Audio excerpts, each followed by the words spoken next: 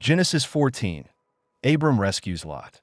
During the time of Amraphel, king of Shinar, Arioch, king of Elasa, Chedorlaomer, king of Elam, and Tidal, king of Goyim, these four kings waged war against Bera, king of Sodom, Bersha, king of Gomorrah, Shurnab, king of Admah, Shemeber, king of Zeboim, and the king of Bela, also known as Zor. These five kings united their forces in the valley of Siddim, also called the Dead Sea Valley. For 12 years, they were under the rule of Chedorlaomer, but in the 13th year, they rebelled. In the 14th year, Chedorlaomer and his allied kings marched out and defeated the Rephates in Ashtaroth Karnaim, the Zuzites in Ham, and the Emites in Shave Kiriathaim. They also struck down the Horites in the hill country of Seir, pushing them as far as El Paran, near the desert. Then they turned back to En-Mishpat Kadesh and conquered the entire land of the Amalekites and the Amorites living in Hazes and Tamar.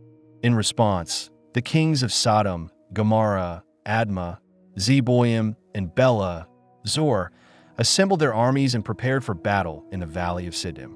They fought against Chedorlaomer, king of Elam, Tidal, king of Goyim, Amraphel, king of Shinar, and Arioch, king of Elasa, 4 kings against 5. The valley of Siddim was full of tar pits, and when the kings of Sodom and Gomorrah fled, some of their men fell into them, while others escaped into the mountains. The 4 victorious kings seized all the goods and supplies of Sodom and Gomorrah and left. They also took Abram's nephew, Lot, and all his possessions, since he had been living in Sodom. One survivor managed to escape and came to report the news to Abram the Hebrew. At that time, Abram was residing near the great trees of Mamre the Amorite, the brother of Eshcol and Aner, who were all allies of Abram. When Abram heard that his relative had been taken captive, he gathered 318 trained men born in his household and set out in pursuit as far as Dan. He divided his forces at night, launching a surprise attack. He and his men struck down the enemy and pursued them as far as Hobah, north of Damascus. Abram recovered everything: the stolen goods, his nephew Lot, and all the people who had been taken.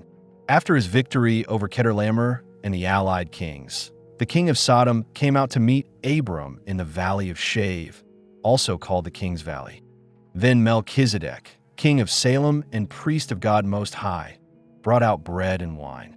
He blessed Abram, saying, "Blessed be Abram by God Most High, creator of heaven and earth. And blessed be God Most High, who has delivered your enemies into your hand." Then Abram gave Melchizedek a tenth of everything he had recovered. The king of Sodom then said to Abram, "Give me the people, and you may keep the goods for yourself."